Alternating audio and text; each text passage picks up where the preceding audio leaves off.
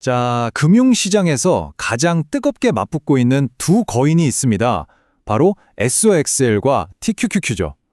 2020년 AI 혁명이 그야말로 정점에 달했을 때 여러분의 레버리지 투자는 과연 어디를 향해야 할까요? 지금부터 이 두 챔피언의 운명을 건 정면 대결 한번 시작해 보겠습니다. 자, 우리 다 같이 한번 상상해 볼까요? 지금은 2026년입니다. AI 기술이 세상을 완전히 바꾸고 있고 시장은 정말 엄청난 기회로 가득 차 있어요. 이 거대한 흐름 속에서 여러분은 어떤 선택을 하시겠습니까? 오늘의 이 분석은요, 바로 이 질문에 대한 답을 함께 찾아가는 여정이라고 생각하시면 됩니다. 오늘 우리가 분석할 두 선수는 바로 SOXL과 TQQQ입니다. 하나는요, 엄청난 파괴력을 가진 전술핵이라고 불리고요. 다른 하나는 아주 굳건하고 안정적인 항공모함에 비유할 수 있죠. 이 둘은 성격이 정말 완전히 달라요. 왜 이런 비유가 딱 들어맞는지 지금부터 하나하나 뜯어보면서 명확하게 보여드리겠습니다. 자, 본격적으로 두 선수를 싸움 붙이기 전에 우리가 반드시 알아야 할 게 있습니다. 바로 이 게임의 근본적인 룰이죠. 레버리지 ETF의 세계는요, 그냥 단순한 덧셈 뺄셈이 아니에요. 여기에는 투자자들이 정말 반드시 알아야 할 아주 위험한 수학이 숨어 있습니다. 그 위험한 수학의 핵심, 바로 변동성 끌림 현상이라는 겁니다.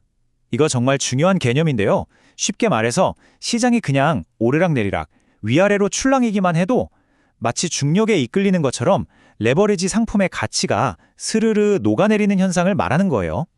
이 표를 보시면 그 무서운 현상이 바로 이해가 되실 겁니다. 자, 한번 자세히 보시죠. 기초지수가 10,000달러에서 시작해서 하루는 5% 오르고 다음 날은 5% 내리고 이걸 반복해요. 4일 뒤에 보니까 거의 원금 그대로인 9,950달러가 됐죠. 그런데 3배 레버리지를 한번 보세요. 첫날에 15%가 올라서 11,500달러가 됐지만 문제는 다음 날이에요. 오른 금액에서 15%가 빠지니까 9,775달러로 훅 떨어집니다. 이 과정이 반복되면 어떻게 될까요? 결국 4일 뒤에 기초지수는 고작 마이너스 0.5% 손실이에요. 거의 제자리 걸음한 거죠. 하지만 3배 레버리지 ETF는요? 와, 무려 마이너스 4.45% 손실입니다. 기초지수 손실의 거의 9배에 달하죠. 이게 바로 변동성 끌림의 무서움입니다. 방향성 없이 흔들리기만 해도 내 계좌는 녹아내린다는 뜻이니까요. 이 무서운 수학은 하락장에서 훨씬 더 잔인해집니다. 실제로 SOXL이 겪었던 최대 하락폭, 약 마이너스 90%를 회복하려면요, 무려 948%가 올라야 합니다. TQQQ도 마이너스 81% 손실을 회복하려면 445%가 올라야 겨우 본전이에요. 이 숫자들 정말 정신이 번쩍 들게 만들죠? 이게 바로 레버리지 투자의 리스크를 그대로 보여주는 겁니다. 자, 이제 게임의 룰은 이해했습니다. 그럼 이제 싸움이 벌어질 경기장, 그러니까 2026년의 경제 상황은 어떨지 한번 살펴보겠습니다. 이 거시경제 환경, 특히 금리 정책이 이 두 선수의 운명을 가를 가장 중요한 변수가 될 겁니다.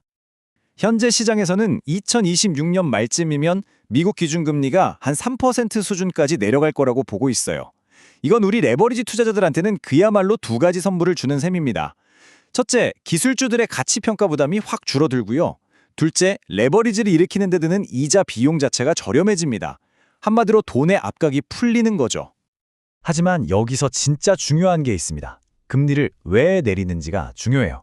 경제가 부드럽게 안정되는 연착륙 상황에서 내리는 거라면 정말 최고의 시나리오지만 만약에 급격한 경기 침체를 막으려고 허둥지둥 내리는 경착륙이라면 이야기가 완전히 달라집니다. 특히 경기에 극도로 민감한 SOXL에게 경착륙은 거의 재앙이나 마찬가지거든요. 자, 그럼 드디어 첫 번째 선수를 링 위로 모셔보겠습니다. AI 혁명의 최전선이죠. 반도체 섹터의 모든 걸 건 폭발적인 전술핵 SOXL입니다. SOXL의 강점은 아주 명확합니다. AI 혁명의 기반이 되는 하드웨어, 옛날 서부 개척 시대에 곡괭이와 청바지에 직접 투자하는 거죠. 빅테크 기업들이 2026 한 해에만 무려 6,020억 달러, 우리 돈으로 거의 800조 원을 AI 인프라에 쏟아볼 걸로 예상되거든요. 이 어마어마한 돈이 다 어디로 가겠어요? 바로 SOXL의 심장으로 흘러들어가는 겁니다. 하지만 이 강력한 전술핵, 치명적인 약점도 가지고 있습니다. 만약에 AI가 생각보다 돈이 안 돼서 투자가 둔화된다? 그럼 바로 직격탄을 맞겠죠. 또 2026년 말부터는 메모리 반도체 공급 과잉 이야기가 나올 수 있고요. 무엇보다도 전 세계 첨단 반도체의 심장인 대만의 지정학적 리스크가 터지면 그야말로 유리턱이 될 수 있습니다. 이제 두 번째 선수입니다. 나스닥 100 지수를 3배로 추종하는 훨씬 더 넓고 안정적인 항공모함 TQQQ를 한번 살펴보겠습니다.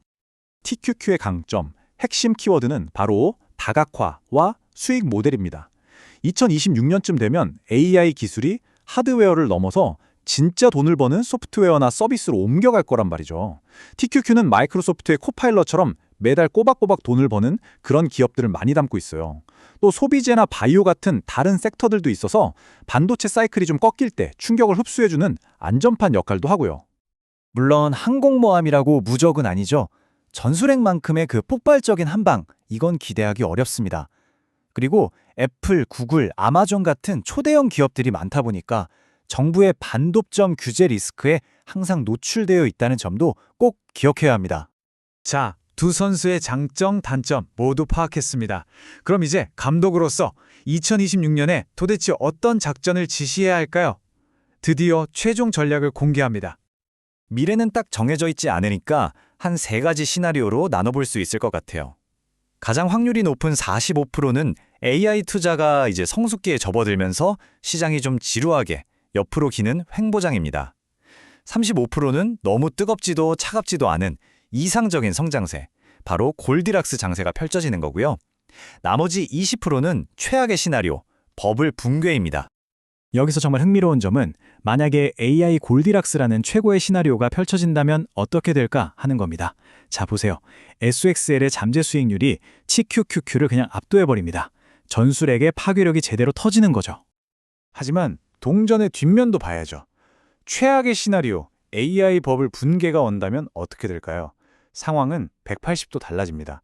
보시는 것처럼 SOXL의 하락폭은 TQQQ보다 훨씬 더 깊고 파괴적일 겁니다. 이게 바로 SOXL 투자의 양면성인 거죠. 그래서 최종 결론이 뭐냐고요? 한 명의 챔피언을 고르는 게 아닙니다. 두 선수의 강점만 쏙쏙 뽑아서 결합하는 하이브리드 전략, 바로 바벨 전략을 사용하는 겁니다. 이 전략 아주 간단하고 강력합니다. 먼저 전체 자산의 70%는 묵직한 항공모함 TQQQ를 코어로 삼아서 계좌의 중심을 딱 잡아줍니다. 그리고 나머지 30%는 공격적인 위성으로 파괴력 있는 전술핵 SOXL을 활용해서 폭발적인 초과 수익을 노리는 거죠. 그런데 이 전략의 진짜 핵심은 마지막 단계, 바로 리밸런싱입니다. 분기마다 이 7대3 비율을 다시 맞춰주는 것만으로도 우리는 자연스럽게 비싸진 걸 팔고 싸진 걸 사는 가장 현명한 투자를 실천하게 되는 겁니다. 오늘 분석을 딱 한 문장으로 요약하자면 바로 이겁니다. 우리가 흔히 레버리지 투자를 야수의 심장이 있어야 한다고 하잖아요. 그런데 진짜 강한 심장은 맹목적인 용기가 아닙니다. 그것은 오늘 우리가 함께 살펴본 것처럼 철저한 분석과 냉철한 실행 계획에서 비롯된다는 점 꼭 기억해 주셨으면 좋겠습니다.